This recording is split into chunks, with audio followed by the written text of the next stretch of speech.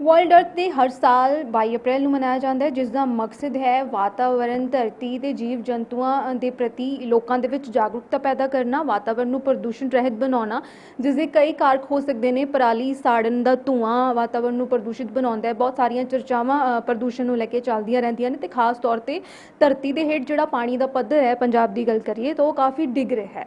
ਤੇ ਇਸ ਧਰਤੀ ਦਿਹਾੜੇ ਮੌਕੇ, ਵਰਲਡ ਅਰਥ ਡੇ ਦੇ ਮੌਕੇ ਪੰਜਾਬ ਦੇ ਵਿੱਚ ਪਾਣੀ ਦੇ ਪੱਧਰ ਜਿਹੜਾ ਡਿੱਗ ਰਿਹਾ ਹੈ ਉਹਨੂੰ ਕਿਵੇਂ ਬਚਾਇਆ ਜਾਏ ਔਰ ਕਿਸ ਤਰ੍ਹਾਂ ਪਰਾਲੀ ਦੇ ਜਿਹੜਾ ਧੂਆਂ ਹੈ ਉਸ ਦੇ ਨਾਲ ਪ੍ਰਦੂਸ਼ਣ ਨਾ ਫੈਲੇ, ਪਰਾਲੀ ਸਾੜਨ ਦਾ ਮਸਲਾ ਜਿਸ ਦਾ ਹਾਲੇ ਤੱਕ ਹੱਲ ਨਹੀਂ ਹੋ ਸਕਿਆ ਕਿਵੇਂ ਕੀਤਾ ਜਾਏ, ਇਹਨਾਂ ਸਾਰੀਆਂ ਚੀਜ਼ਾਂ ਬਾਰੇ ਗੱਲ ਕਰਨਾ ਬੇहद ਜ਼ਰੂਰੀ ਹੈ ਕਿਉਂਕਿ ਇਹ ਧਰਤੀ ਦੇ ਨਾਲ ਜੁੜਿਆ ਹੋਇਆ, ਵਾਤਾਵਰਣ ਦੇ ਨਾਲ ਜੁੜਿਆ ਹੋਇਆ ਮਸਲਾ ਹੈ। ਸੋ ਅੱਜ ਅਸੀਂ ਇਸ ਮਸਲੇ ਤੇ ਗੱਲਬਾਤ ਕਰਾਂਗੇ।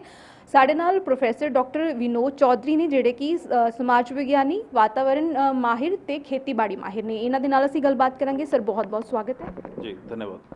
ਸਰ, ਵਰਲਡ ਅਰਥ ਡੇ ਹਰ ਸਾਲ 22 ਅਪ੍ਰੈਲ ਨੂੰ ਮਨਾਇਆ ਜਾਂਦਾ ਹੈ, ਜਿਸ ਦਾ ਮਕਸਦ ਲੋਕਾਂ 'ਚ ਜਾਗਰੂਕਤਾ ਪੈਦਾ ਕਰਨਾ ਹੈ। ਤੇ ਅਸੀਂ ਜੇ ਪੰਜਾਬ ਦੀ ਗੱਲ ਕਰੀਏ ਤੇ ਧਰਤੀ ਹੇਠਲੇ ਪਾਣੀ ਦੇ ਪੱਧਰ ਨੂੰ ਲੈ ਕੇ ਨਾ ਬਹੁਤ ਚਿੰਤਾਵਾਂ ਨੇ ਤੇ ਖਾਸ ਤੌਰ ਤੇ ਕਿਸਾਨਾਂ ਦੇ ਸਿਰ ਤੇ ਦੋਸ਼ ਮੜਿਆ ਜਾਂਦਾ ਹੈ ਕਿ ਜਿਹੜਾ ਝੋਨਾ ਬੀਜਦੇ ਨੇ ਜਾਂ ਪੁਰਾਣਾ ਫਸਲੀ ਚੱਕਰ ਹੈ ਉਸ ਦੀ ਵਜ੍ਹਾ ਤੋਂ ਧਰਤੀ ਹੇਠਲਾ ਪਾਣੀ ਜਿਹੜਾ ਹੈ ਉਸ ਦਾ ਪੱਧਰ ਗਿਰਦਾ ਹੈ ਤੇ किस तरह उस पद्धर ਨੂੰ बचाया जा सकता है? देखिए, सबसे पहले तो जो 1970 में ये दिन मनाना चालू किया, विस्कॉन्सिन अमेरिका से ये चालू हुआ था। और चालू करने के पीछे रीज़न ये था कि जो हमारा पर्यावरण है वो लगातार ख़राब होता जा रहा है। उसका सबसे बड़ा नुकसान ये है कि इंसानी सभ्यता भी बर्बाद हो सकती है, हम भी यहाँ से धरती से ख़त्म हो सकते हैं। आज के अखबार को भी आप देखेंगे तो उन्होंने हीट वेव के बारे में काफ़ी बड़े विस्तार से लिखा हुआ है, जो इसलिए बढ़ रहा है क्योंकि हम गलत तरीके से रहना सहना चालू कर चुके हैं। और इंसानों को छोड़ के कोई दूसरा जानवर नहीं है जो धरती को इस कदर ख़राब कर रहा हो। और अगर हम बात करें पंजाब की, हरियाणा की और इंडिया की, तो हमारे पास इतने अच्छे पर्यावरणविद हुए हैं और इतने बढ़िया फिलोसोफर हुए हैं। जैसे मैं बाबा नानक को कोट करना चाहूँगा यहाँ पे। उन्होंने 550 साल पहले, जब कोई भी पर्यावरण की समस्या उस तरीके से थी नहीं, तब उन्होंने कहा पवन गुरु पानी पिता माता धरत महत। अगर हम बाबा नानक को ही समझ लें तो हमारी सारी प्रॉब्लम ख़त्म हो जाएंगी। लेकिन हमने क्या किया, बाबा नानक को मत्था तो टेकते हैं लेकिन उनकी बातों को नहीं मानते हैं। और प्रैक्टिसेस हमारी इतनी ख़राब हो गई हैं कि हमने हवा, पानी, ज़मीन सब जगह पे केमिकल डाल डाल के बर्बाद कर दिया है। जो ज़मीनी पानी है, जो आप बात कर रहे थे धान की खेती की, वो उसकी वजह से ख़राब हो रहा है। लेकिन उसका दोष केवल किसानों पे मंड देने से बात नहीं बनेगी। उसका सिंपल सॉल्यूशन ये है कि सरकार दूसरी फसलों पे ज़्यादा अच्छा एमएसपी देना चालू कर दे, जिससे उनकी इनकम धान की बजाय दूसरी खेती में बढ़ना चालू हो जाए। तो धान को छोड़ देंगे, क्योंकि हरियाणा पंजाब के किसान धान नहीं खाते हैं, वो चावल नहीं खाते हैं।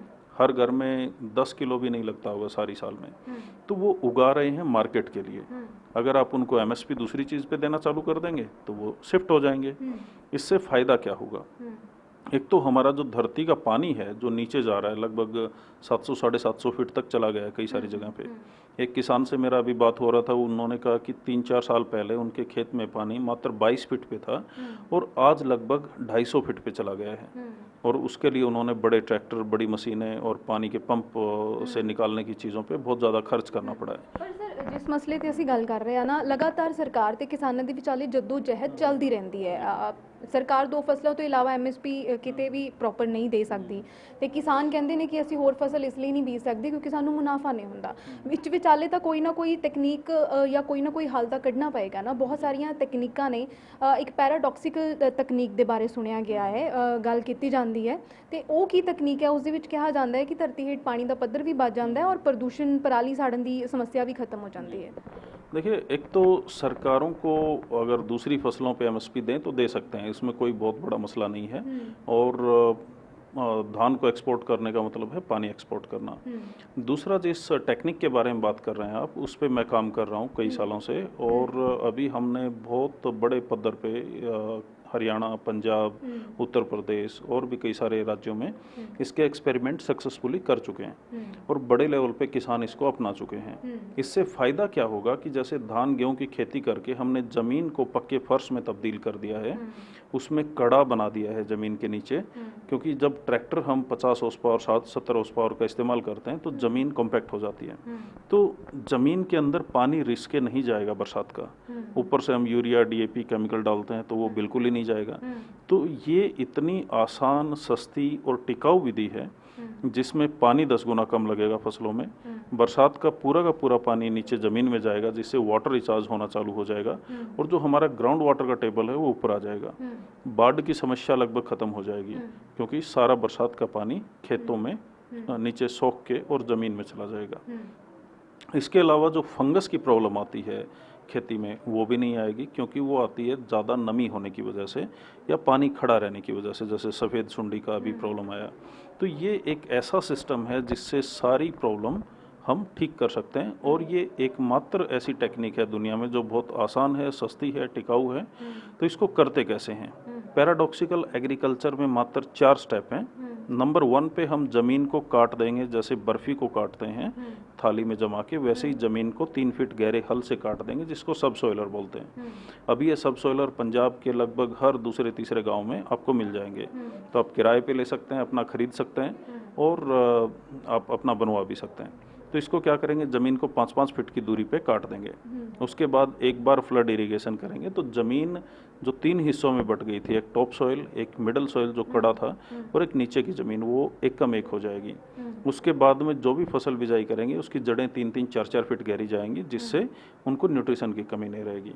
फिर इस ज़मीन के ऊपर बेड बना देंगे। बेड बनाने का टेक्निक सिंपल है, जहाँ पे ट्रैक्टर के टायर आएंगे वो ज़मीन नाली बन जाएगी और जो बीच का एरिया है वो बनेगा बेड्स। और ये बेड अभी परमानेंट हो गए, आप सारी उम्र इसी पे खेती करेंगे। जितना लंबा खेत है उतना अच्छा है। 10 एकड़ लंबाई है अगर खेत की, तो आप 10 एकड़ लंबाई में ही इस टेक्निक को अपना सकते हैं। आप इंटरनेट पे PQNK या पैराडॉक्सिकल एग्रीकल्चर लिखेंगे, दुनिया भर का लिटरेचर आपको मिल जाएगा। आप इससे सीख सकते हैं, मेरे से भी कांटेक्ट कर सकते हैं। मैं किसानों को ट्रेनिंग भी देने के लिए तैयार हूँ। अभी बहुत सारे ग्रुपों को हम करते भी हैं ट्रेन। तो किसान सर इस तकनीक ਦੇ ਰਾਹੀਂ ਜਿਹੜਾ खेती ਕਰਨ ਦਾ ਤਹਈਆ ਪ੍ਰਗਟਾਉਂਦੇ ਨੇ? देखिए, अभी मेरे ख्याल से 1 लाख से ज़्यादा किसान ऐसे होंगे जो इस टेक्निक से डायरेक्टली और इनडायरेक्टली जुड़ चुके हैं। कोई, जैसे हमने एक किसान ट्रेंड किया, वो आगे 10-20 किसानों को ट्रेंड कर देता है, अपने किराए पे इंस्ट्रूमेंट देता है। तो धीरे धीरे ये टेक्निक फैल रही है। रेवाड़ी में, हरियाणा के अलग अलग जो इलाके हैं, हिसार, भिवानी, रेवाड़ी, पंचकुला, ये लगभग हर जगह पे फैल चुकी है। पंजाब के लगभग जो किन्नू की बेल्ट है उसमें तो बहुत तेज़ी से अपना रहे हैं। बाकी पूरे पंजाब में भी धीरे धीरे किसान उसको अडॉप्ट कर रहे हैं। सर पराली ਦੀ ਜੇ ਗੱਲ ਕਰੀਏ, ਪਰਾਲੀ ਸਾੜਨ ਦਾ ਮੈਂ ਪੜ੍ਹ ਰਹੀ ਸੀ ਕਿਤੇ ਕਿ ਸਟਬਲ ਬਰਨਿੰਗ ਦੇ ਜਿਹੜੇ ਕੇਸਿਸ ਪੰਜਾਬ ਦੇ ਵਿੱਚ ਵੱਧ ਰਹੇ ਨੇ, ਲਗਾਤਾਰ ਖਿੱਚੋਤਾਨਵੀ ਸਰਕਾਰ ਔਰ ਕਿਸਾਨਾਂ 'ਚ ਦੇਖਣ ਨੂੰ ਮਿਲਦੀ ਹੈ। ਤੇ ਇਸ ਨਾਲ ਪਰਾਲੀ ਸਾੜਨ ਤੋਂ ਨਿਜਾਤ ਕਿਵੇਂ ਮਿਲਦੀ ਹੈ ਕਿ ਬਿਨਾਂ ਸਾੜੇ ਪਰਾਲੀ डिस्पोज ਕੀਤੀ ਜਾਂਦੀ है? देखिए, जब भी हम पराली या घास फूस जो हमारे खेत में होता है उसको आग लगाएंगे तो हम अपना कार्बन को नष्ट कर रहे हैं, जो खेत में होना ज़रूरी है। अभी जो कार्बनिक मैटर है हमारे खेतों में 0.3% से भी नीचे चला गया है। मतलब हम ऑर्गेनिक खेती कर ही नहीं सकते इस सिचुएशन में। जो पैराडॉक्सिकल एग्रीकल्चर में आपने ज़मीन को काटा, फिर उसको बेड बना दिए। अभी बेड को ढकना है। ढकने के लिए आपको कोई भी घास फूस चाहिए जिसमें पराली सबसे अच्छा माना जाता है। तो आपने उस पर बिजाई कर दिया और पराली से ढक दिया, और अगली बार जब बिजाई करेंगे तब भी आप जो एक्स्ट्रा पराली होगी या घास फूस आपके खेत में होगा उसको ढकना पड़ेगा।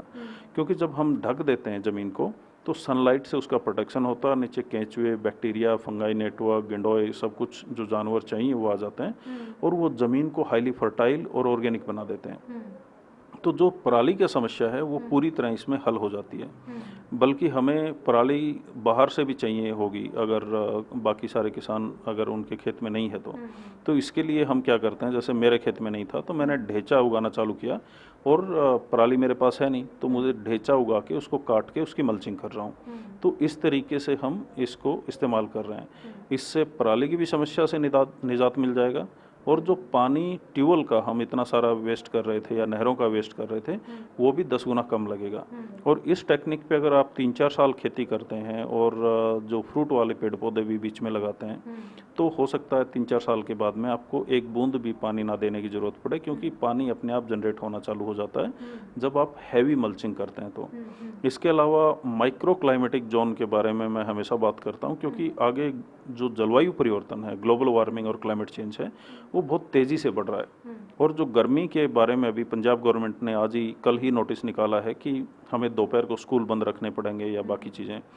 तो इसमें अगर आप खेतों के चारों तरफ बांस के पेड़ लगा लेते हैं, तो उसका फ़ायदा क्या होगा कि उस खेत को हीट वेव से प्रोटेक्ट करेगा, आंधी तूफान से प्रोटेक्ट करेगा, और अगर तेज ओलावृष्टि या कुछ ऐसी सिचुएशन होती है उन सब से प्रोटेक्ट करेगा। और बांस एक ऐसा घास है जो पहले पेड़ की कैटेगरी में था, इस वजह से हम नहीं लगाते थे। अभी अगर आप रोपड़ एरिया में जाएंगे तो बहुत पुराने बांस के पेड़ भी आपको मिल जाएंगे। तो ये बहुत तेज़ी से बढ़ता है, और ये तेज़ी से बढ़ने की वजह से ज़्यादा पैसे भी देता है, और इसके ख़राब होने के चांसेस नहीं है। ना इसको कोई पशु ख़राब करता है, ना आंधी में तूफान से ख़राब होते हैं, ना ये सूखे से ख़राब होते हैं।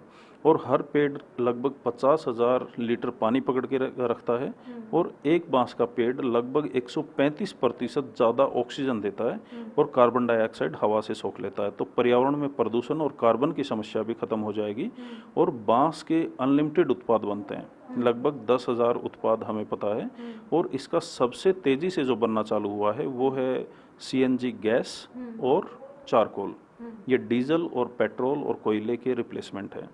अगर हमारे खेतों में डीजल, पेट्रोल और कोयले का रिप्लेसमेंट उगना चालू हो जाता है, तो हम किसानों को अन्नदाता के साथ साथ में ऊर्जा दाता भी बना सकते हैं, और ये उनके जेब में अच्छे खासे पैसे भी डालेगा। और कार्बन क्रेडिट भी एक नई चीज़ अभी इंट्रोड्यूस हुई है, वो भी वो कमा पाएंगे। और इसके साथ साथ में अभी बहुत सारी कंपनियां हैं जो फंडिंग दे रही हैं किसानों को कि आप अपने खेतों में बांस या नेपियर घास ऐसी चीज़ें लगाइए, और वो पैसे कंपनियां लगाएंगी, और किसान अपना जो समूह बना के, एफपीओ बना के, उसमें ज़्यादा ज़्यादा बायोमास उगाएंगे और उनको देंगे। और जो ओनरशिप राइट है वो भी किसानों के पास होगा, तो वो अन्नदाता के साथ साथ में ऊर्जादाता भी बन जाएंगे। तो ये कंप्लीट सॉल्यूशन हम दे सकते हैं किसानों को, और ये ऑलरेडी चालू हो चुका है, ऐसा नहीं है कि ये हवा में है। और पैराडॉक्सिकल एग्रीकल्चर को अपनाने का बहुत ज़्यादा खर्चा नहीं है। इसमें कोई urea, DAP, pesticide, chemical, herbicide कुछ भी डालने का ज़रूरत नहीं है। इसमें कीड़ों का अटैक नहीं होता है, फंगस का अटैक नहीं होता है, और जो किसान की फसल बर्बाद होने के लगभग 100 के करीब और दिक्कतें हैं, उनसे भी ये निजात दिलाता है। तो ये सेफेस्ट तरीका है, खर्चा घटाता है और मुनाफा बढ़ाता है। इसके साथ साथ में एक और अच्छा काम इसमें होता है कि न्यूट्रिशन की डेंसिटी बहुत हाई होती है इस खाने में। जैसे हम ज़्यादातर जो केमिकल से खाना उगाते हैं उसमें न्यूट्रिशन नहीं होता है, वो दिखने में गेहूं जैसा है, लेकिन उसमें दम नहीं है, उसमें न्यूट्रिशन नहीं है। तो जो इस टेक्निक से उगेगा वो पूरी तरह न्यूट्रिशियस खाना होगा, और उसको खा के लोग बीमार नहीं। ਕੁਦਰਤੀ ਤੱਤ ਮੌਜੂਦ ਹੋਣਗੇ, ਕੈਮੀਕਲ ਪੈਸਟੀਸਾਈਡ ਦੀ ਵਰਤੋਂ ਨਹੀਂ ਹੋਏਗੀ, ਔਰ ਲੋਕ ਬਿਮਾਰ ਵੀ ਘੱਟ ਰਹਿਣਗੇ ਤੇ ਲੋਕਾਂ ਦੀ ਸਿਹਤ ਵੀ ਚੰਗੀ ਰਹੇਗੀ। ਯਾਨੀ ਇੱਕ ਤੀਰ ਦੇ ਨਾਲ 2-3 ਨਿਸ਼ਾਨੇ ਲਗਾਏ ਜਾ ਸਕਦੇ ਨੇ। ਲੋਕਾਂ ਦੀ ਸਿਹਤ ਚੰਗੀ ਰੱਖੀ ਜਾ ਸਕਦੀ ਹੈ, ਵਾਤਾਵਰਨ ਚੰਗਾ ਰੱਖਿਆ ਜਾ ਸਕਦਾ ਹੈ, ਔਰ ਧਰਤੀ ਦਾ ਜਿਹੜਾ ਪਾਣੀ ਦਾ ਪੱਧਰ ਹੈ ਉਹ ਬਚਾਇਆ ਜਾ ਸਕਦਾ ਹੈ। बिल्कुल। इसके साथ साथ में जो कैंसर की समस्या हो रही है पंजाब में, हम बठिंडा एरिया में मेरे स्टूडेंट और हम लोग काम करते हैं, तो उस समस्या का निजात भी इसी टेक्निक में है। क्योंकि जब हम खेतों में केमिकल नहीं डालेंगे तो बॉडी में केमिकल आएंगे नहीं, क्योंकि बोलते हैं soil health is the human health. ज़मीन की सेहत ही आपकी सेहत है। तो केमिकल नहीं आएंगे तो बीमारियां नहीं आएंगी। दूसरा, जब बीमारियां नहीं आएंगी या केमिकल बॉडी में नहीं होगा, और उस टाइम वो न्यूट्रिशियस खाना खाएंगे जिसमें जो तत्व है न्यूट्रिशन के वो ज़्यादा हैं, तो बीमारी भाग जाएगी। इसके लिए अगर एक चीज़ और ऐड कर दें, जो कैंसर के पेशेंट हैं, क्योंकि मैं नेचुरोपैथी भी मैंने डॉक्टरी किया है इसमें, तो उसमें बिल्कुल आसान तरीका है बीमारियों को ठीक करने का। क्योंकि ये अर्थ डे है, तो मदर अर्थ हमें सारी बीमारियों का सॉल्यूशन भी देती है, और इतना आसान सॉल्यूशन देती है कि हर कोई गरीब से गरीब आदमी उसको अपना सकता है। तो इसमें क्या है कि आप अपने खेत में ज़्यादा से ज़्यादा फल और सब्जियां उगाइए, और जिन पेड़ों की जड़ें गहरी होती हैं वो उतने ही ज़्यादा न्यूट्रिशियस होते हैं। जैसे सैतूस का पेड़, अभी सैतूस लगे हुए हैं, पहले और भी ऐसे कई सारे पेड़ होते थे जिनको खाते थे लोग। तो उन पेड़ों से आने वाला खाना, अमरूद हो गया या बाकी फ्रूट वेजिटेबल है, लगभग 80 से 85% आप पेड़ों से आने वाला खाना खाइए, बिना गर्म किए, बिना आग पे चढ़ाए हुए। उसके साथ साथ में ज़्यादा सब्जियां सलाद के तौर पे खाइए। और चूने के कुंड में बरसात का पानी अगर रखा हुआ हो और वो पानी पिएं तो वो अल्कलाइन वाटर होता है, तो वो पानी पीने से भी कैंसर ख़त्म हो जाता है। तो अगर हम अपना खाना और पानी दो चीज़ों को सही कर लें तो हम कैंसर जैसे भयानक रोगों से भी मुक्ति पा सकते हैं। और ये केवल पॉसिबल है जब हम धरती माँ की सेवा करेंगे और उसको समझ के एक अच्छे तरीके से खेती करेंगे। और फिर नानक को याद करना ही है इसमें। बहुत बहुत शुक्रिया ਸਾਡੇ ਨਾਲ ਜੁੜਨ ਲਈ ਸਰ। ਇਸ ਦਿਨ ਸਾਡੇ ਨਾਲ ਡਾਕਟਰ ਵਿਨੋਦ ਚੌਧਰੀ ਜਿਨ੍ਹਾਂ ਨੇ ਦੱਸਿਆ ਕਿ ਇੱਕ ਪੈਰਾਡੌਕਸੀਕਲ ਤਕਨੀਕ ਰਾਹੀਂ ਖੇਤੀ ਕਰਕੇ ਕਿਸ ਤਰ੍ਹਾਂ ਇੱਕ ਤੀਰ ਦੇ ਨਾਲ ਕਈ ਨਿਸ਼ਾਨੇ ਲਗਾਏ ਜਾ ਸਕਦੇ ਨੇ, ਲੋਕਾਂ ਦੀ ਸਿਹਤ ਚੰਗੀ ਰੱਖੀ ਜਾ ਸਕਦੀ ਹੈ, ਵਾਤਾਵਰਣ ਪ੍ਰਦੂਸ਼ਣ ਰਹਿਤ ਬਣਦਾ ਹੈ ਤੇ ਨਾਲ ਹੀ ਧਰਤੀ ਹੇਠਲੇ ਪਾਣੀ ਦਾ ਪੱਧਰ ਜਿਹੜਾ ਹੈ ਉਹ ਵੀ ਬਚਦਾ ਹੈ। ਖਾਸ ਤੌਰ ਤੇ ਕਿਸਾਨਾਂ ਨੂੰ ਇਸ ਤਕਨੀਕ ਦੇ ਰਾਹੀਂ ਖੇਤੀ ਕਰਨ ਦੀ ਅਵੇਅਰਨੈਸ ਵੀ ਦਿੱਤੀ ਜਾ ਰਹੀ ਹੈ और नाल ही लंबे समय तो सरकार और किसानों के विच चल रही जद्दोजहद भी इस तकनीक के राही खत्म हो सकती है। कैमरामैन कृष्ण कुमार के नाल कमलजीत कौर, ETV भारत, चंडीगढ़।